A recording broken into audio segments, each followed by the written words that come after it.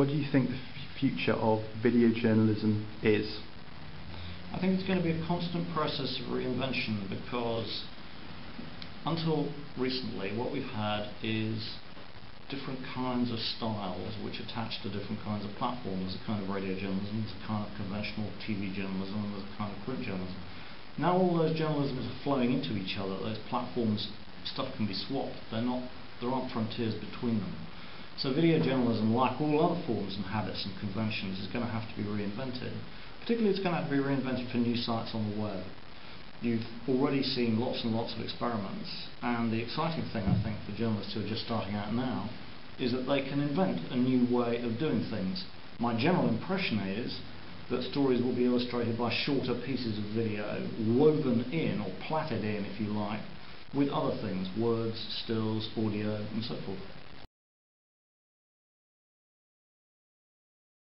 I think the new media stuff on Al Jazeera is very interesting, partly because it's driven by very exciting events at the moment, but I think they had a very powerful new media operation before the Arab Spring began, actually, and it has come into its own because they have had a lot of exciting material to work with.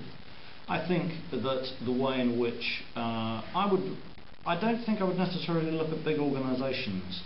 Look at the way that the culture critics on a site like Slate.com tell a story with a bit of film, a bit of audio, words. It's got depth, it's got narrative, and it's got all the different elements woven into a whole, which I think is far more effective than splitting the elements up on a website. I think it's a terrific opportunity. I think your generation is going to have a wonderful opportunity to write new ways of doing things. Okay, there is a certain amount of gloom around in the daily print industry. That needn't worry anybody who's concentrating on video.